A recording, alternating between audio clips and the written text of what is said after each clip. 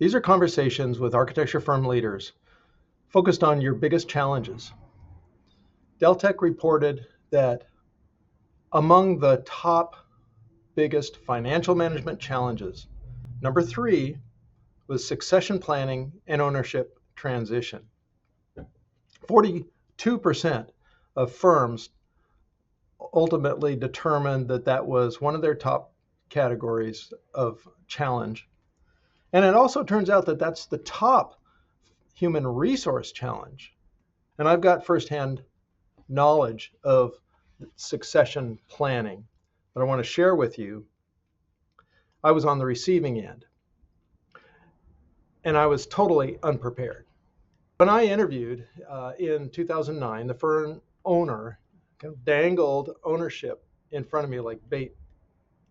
And then in 2010, when I started working for him, it came up again.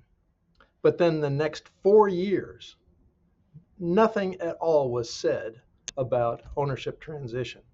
I was beginning to wonder if maybe I should go off on my own, start my own firm in 2014. Then the owner of the firm asked me if I was still interested. Well, I thought I was. He wanted $1 million for the firm. Now, there was no basis on which he established that number.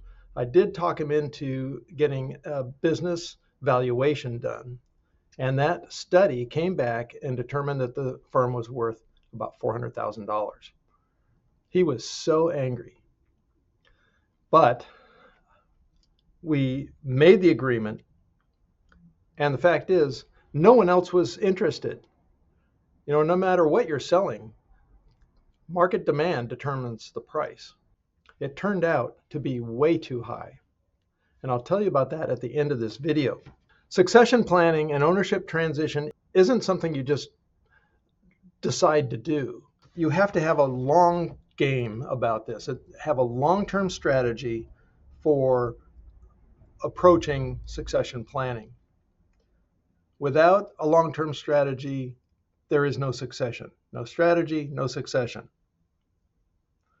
And if you're considering acquisition, like a firm buying you out, maybe a larger regional firm, you may as well go buy a lottery ticket, because the chances of somebody offering to buy your firm is less than winning the lottery.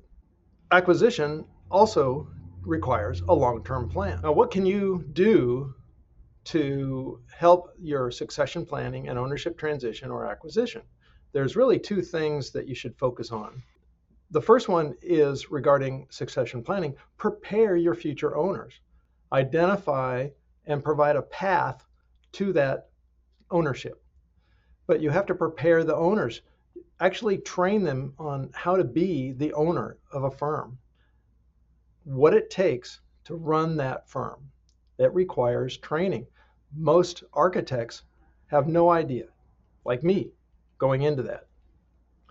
If you're thinking about acquisition, you have to strengthen your assets. Now, a lot of firms think that they've got goodwill, that the firm reputation carries a lot of weight. There's also another term for that. It's called blue sky. And they call that blue sky because there's nothing there. There's nothing to grab at. That's not valuable. That has no value at all. What you do need to do is lower your debt. The value is really based on your signed contracts, your fixed assets, and accounts receivable. Those are the key components to valuing the firm. Now, I'll come back to why I thought ownership transition I went through, the cost was way too high. Not only did the seller not have a plan for selling, I didn't have a plan for buying. I had a marketing plan, I had a business plan, I had a financial management plan, but I didn't have a plan for how to make those payments. So the seller set the terms, and I was stuck with that. It took me 3 years to realize, and struggling with the payments, that I needed to renegotiate. And I did, but I think if I had to do it over again, I probably would, But I would have spent those 4 years before buying planning that transition from my end as the buyer.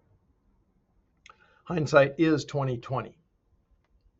So buying or selling, it's a long game. It's a long-term strategy you have to plan. If you're buying, as soon as you buy, start planning for that next transition.